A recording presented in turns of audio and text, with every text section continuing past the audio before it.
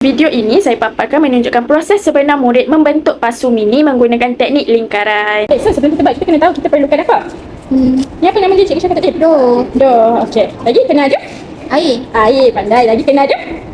Apa? Pergelik. Penggilik. Tapi kalau tak ada, kita ada tak? Tangan. Nak buat, betul? Ha. Okey. Lepas tu kena ada? Ha? Plastik. Ha? Alas. Alas. Okey, lagi kena ada? Garfu. Okey, garfu ni untuk apa? Untuk kita hias nanti. Okey. Lidi? Kan? Ada pakai lidi. Untuk buat apa juga?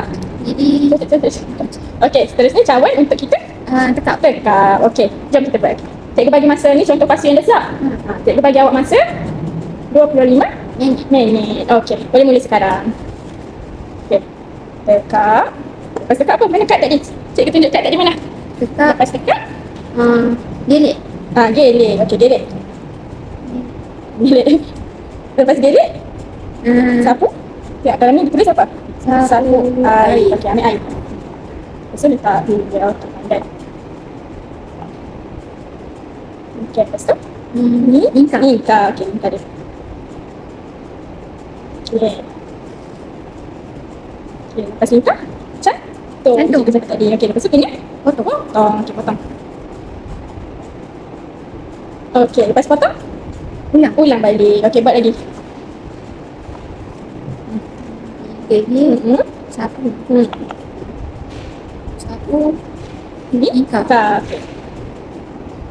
Cantum. Cantum. Okey, saya potong sebab dah cukup. Dah cantum. Cukup. Okey, lagi. Satu, Gelik. gelik balik. Gelik. Letak air. Sapu. Hmm. Lingkar. Lingkar. Cantum. Potong. Okey, jadi kamu sambung buat sampai habis masa 25 minit. Awak dah siap buat dah pasu awak, pasu mini. Sekarang kita kena buat apa? Mana kad tadi? Cikgu cakap apa? Hias. Dan Kemasan. Okey. Macam mana awak nak buat? Saya- Awak nak buat macam mana? Saya nak buat bunga. Bunga. Okey, buat. Jadi, cantik je bunga awak. Pandai nak buat. Okey, lepas tu macam mana nak tampal je? Sapu Air. air. Nak lekatkan kena sapu air. Awak Sini? lekat. Boleh? Okey, lekatkan. Okey, nanti sambung hias lagi, ada masa lagi, okey? Garpu tadi saya cakap untuk apa?